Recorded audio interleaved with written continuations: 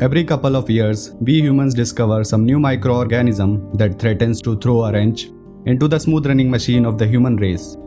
Most of them being of very minor significance, but along comes the ones that change the course of the history, like the Great Plague of Marseille in 1720, the cholera outbreak in 1820, and the 1920 Spanish flu. One such virus struck in late November of 2019 in the Hubei province of China, which belongs to the coronavirus family and was identified as the SARS-CoV-2 strain. There are 7 known coronaviruses affecting humans, 3 of which produce symptoms that are potentially severe, which causes SARS, MERS, and COVID-19. The SARS outbreak occurred in 2002, in 2012 it was MERS, and now the COVID-19.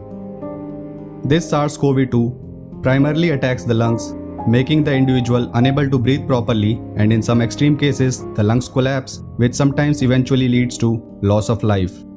China was one of the best places for the viruses to breed and thrive because of high population density, and what made it even worse was the initial phase of ignorance by the government trying to neglect and hide how fatal the virus actually was.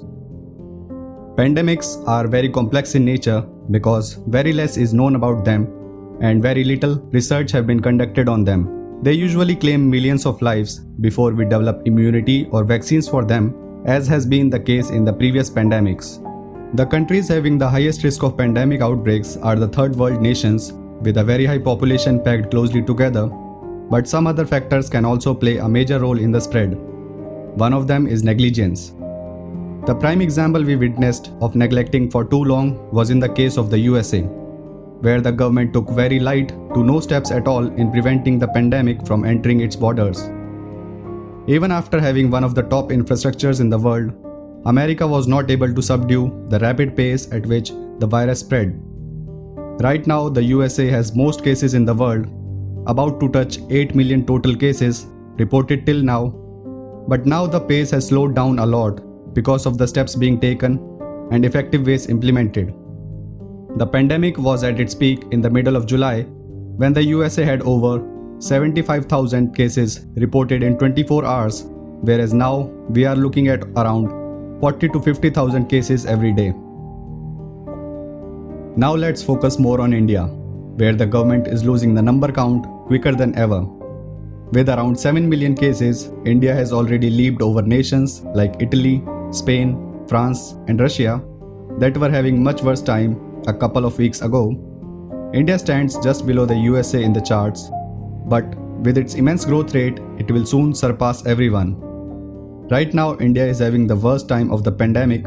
We are looking at over 80 to 90,000 cases every single day for the last couple of weeks, with the projected numbers going well above 1 lakh cases per day.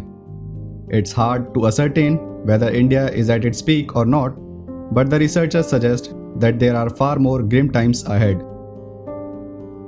By taking a look at the trajectory, we can understand that India has the worst of all nations, including the USA and Brazil. It won't be an overstatement to assume that India will be the worst affected country very soon. With almost double the cases of USA every single day, a trajectory to be afraid of, and with no vaccine in the close sight, India most probably will surpass the USA within the next few weeks. At least, that's what the official data could be.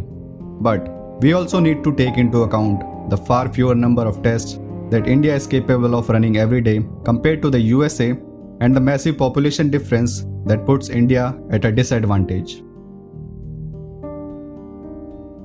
If you found the content interesting and useful, hit the like button, subscribe to the channel, and do share it as much as you can. Thank you.